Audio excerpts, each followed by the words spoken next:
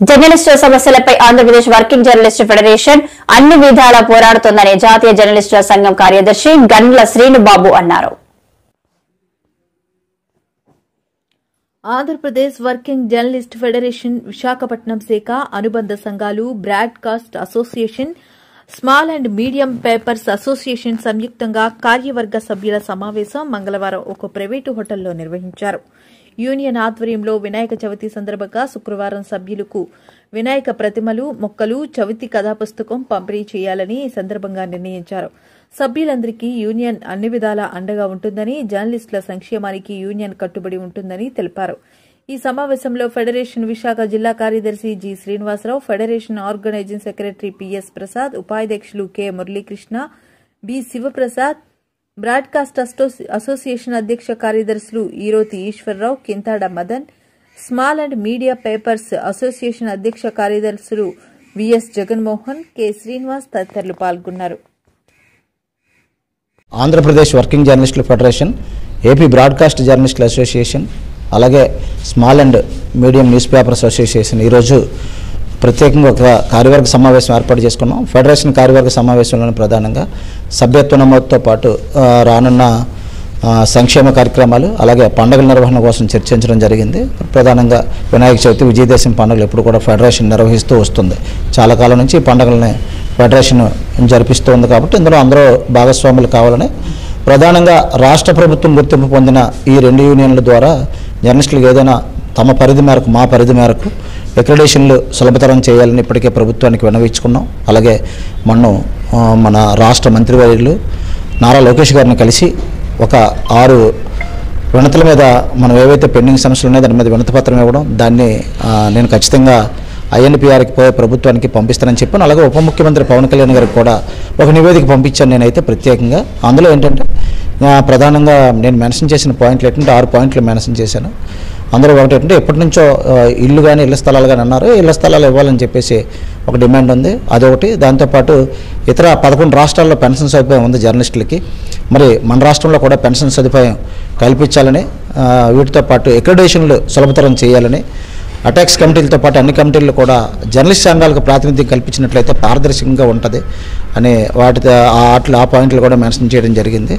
ఎన్నిటికన్నా main ప్రమాద బీమా పాలసీని కూడా పునరుద్ధరించాలని కోరడం జరిగింది. పూర్వం మనం 200 కడితే 10 లక్షల బీమా వచ్చేది. దానివల్ల కొంతమంది మన మిత్రులు మృతి చెందినప్పటికీ కూడా వారికి 10 లక్షల బీమా వచ్చింది. ప్రజాశక్తి మన వల్లి గారు రోడ్డు యాక్సిడెంట్లో ఎలమంత్రి చనిపోయినప్పుడు నేనే లీడ్ తీసుకొని ఆ 10 లక్షలు ఇప్పించాను వాళ్ళకి. అలా దానివల్ల ఏంటంటే జర్నలిస్ట్ జీవితానికి భరోసా ఉంటుంది, తక్కువ ప్రీమియంతో ఎక్కువ లబ్ధి పొందే విధంగా. కాబట్టి ఏదైనా సంక్షేమ కార్యక్రమాలు అందులోనే ఇంకా వేరే దానికి తేవలేదు. అందరం కలిసి ఉండాలి, ఒక కుటుంబం మాదిరిగా కలిసి ఉండాలన్నదే మా సంకల్పం. ఈరోజు కార్యవర్గ సమావేశంలో అవే చర్చించుకున్నాం. ప్రధానంగా రానున్న పండుగలు విజయవంతం చేయాలని, అలాగే ఫెడరేషన్ సభ్యత్వ నమోదు కార్యక్రమం పూర్తిగా వచ్చింది.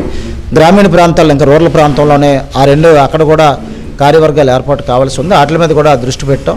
మరి ఫెడరేషను, అలాగే బ్రాడ్కాస్ట్, అలాగే small and medium newspapers association అన్నీ కూడా, అలాగే త్వరలో డెస్క్ జర్నలిస్టుల అసోసియేషన్ కూడా ఏర్పాటు చేయాలని అనుకున్నాం. దానికి సీనియర్ జర్నలిస్టులు ఉన్నారు, మన వేణు గారు కానీ, మురళి గారు కానీ, ఇంకా మన దాంట్లో ఎవరైనా డెస్క్ జర్నలిస్టులు ఉన్నారు చాలామంది. వాళ్ళందరినీ కూడా వాళ్ళకి కూడా ఒక అసోసియేషన్ ఫామ్ చేసి మన అనుబంధ సంస్థగా ఉంచుకుంటూ మనం ఏదైతే ఏమైనా మనకి వెల్ఫేర్ యాక్టివిటీస్ అందినప్పుడు వాళ్ళకు కూడా అందించలేదు. వాళ్ళు ప్రత్యేకంగా వాళ్ళ ఆత్మామాన్ని వాళ్ళందరూ కూడా ఉపసంపాదకులు ఉన్న వాళ్ళందరూ కూడా, ఎందుకంటే రాత్రి అంతా కష్టపడి తెల్లవారులేసి వాళ్ళు ఎక్కడికి వెళ్ళాలో ఏం వెళ్ళాలో కూడా చాలామందికి తెలియదు. కాబట్టి వాళ్ళ అసోసియేషన్ ఫామ్ చేసుకున్నట్లయితే వాళ్ళకు కూడా మనం ఏది చేసినా సరే, చిన్న కార్యక్రమం చేసినా వాళ్ళకి తెలియజేయడం, వెల్ఫేర్ కార్యక్రమాలు కూడా వాళ్ళకి అందించడమే మన ప్రధాన లక్ష్యం. ఇందులోనే ఎటువంటి వేరే దానికి కూడా తావులేదు. కాబట్టి డెస్క్ జర్నలిస్ట్ అసోసియేషన్ రేపు దసరా ముందు కానీ దసరా తర్వాత కానీ ఏర్పాటు చేసి ఆ కమిటీ ఏర్పాటు చేసి వాళ్ళకే అప్పగిస్తాం అందులోనే. కాబట్టి 4 ఉంటే ఇంచుమించు అందరూ కవర్ అవుతాయి. ఎందుకంటే ఫోటో జర్నలిస్టుల అసోసియేషన్ వారికి ఉంది కాబట్టి మనం అది ఏర్పాటు చేయడం లేదు. వాళ్ళకి 32 మంది అసోసియేషన్ ఉంది కాబట్టి వాళ్ళ సంక్షేమ కార్యక్రమాలు నిర్వహించుకుంటున్నారు. కాబట్టి భవిష్యత్తులో అందరినీ కలుపుకొని పోవాలన్నదే మా ఆకాంక్ష. అందరూ బాగుండాలి, అందులో మనం ఉండాలన్నదే ఫెడరేషన్ ధ్యేయంగా ముందుకు సాగుతున్నాం. మరి ఈరోజు కార్యక్రమానికి దూర ప్రాంతాల నుంచి విచ్చేసిన గాజువాక, భీమిలి, పద్మనాభం, అలాగే మన నగర పరిధిలో ఉన్న అందరూ కూడా ఈ సమావేశానికి పెద్ద ఎత్తున హాజరయ్యారు. వారందరికీ కూడా పేరు పేరున ధన్యవాదాలు తెలియజేసుకుంటూ సెలవు తీసుకుంటాం. ముఖ్యంగా గత జూలై 13వ తేదీన మన Andhra Pradesh working journalist federation Visakhapatnam జిల్లా యూనిట్ ఎలక్షన్ తర్వాత బ్రాడ్కాస్ట్ ఎలక్షన్స్, ఆ తర్వాత small and medium papers elections, అదేవిధంగా గోపాలపట్నం యూనిట్ ఎలక్షన్ జరిగాయి.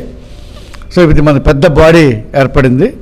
త్వరలో డెస్క్ జర్నలిస్టుల యూనియన్ కూడా ఏర్పాటు చేస్తున్నాం. So Andhra Pradesh working journalist federation ఒక మహా యూనియన్గా, అంటే మహా విశాఖ ఎలా తయారైందో మహా యూనియన్గా తయారవ్వాలని మన ఆకాంక్ష. రాబోయే రోజుల్లో జర్నలిస్టులకు సంక్షేమం, ప్రతి ఒక్కరి తాలూకు ఇబ్బందులు మనం కన్సిడరేషన్ తీసుకొని ప్రతి ఒక్కరి సమస్య కూడా మనం ఈ సందర్భంగా పరిష్కరించగలుగుతాం. త్వరలో ఎక్రిడేషన్స్ కానివ్వండి, తర్వాత బీమా సదుపాయం కానివ్వండి, ఇటువంటి కార్యక్రమాలన్నీ కూడా మనం ముందు చేస్తాం. ఇక మనం ఈ నెల 7వ తేదీన వినాయక చవితి ఉంది. ఈ సందర్భంగా ప్రతి ఒక్కరికి కూడా శుభాకాంక్షలు తెలియజేస్తూ 6వ తేదీన మనం వినాయక విగ్రహాల డిస్ట్రిబ్యూషన్ పెట్టాం. ఆ తర్వాత మనం దసరా సంబరాలు నిర్వహించుకుంటాం.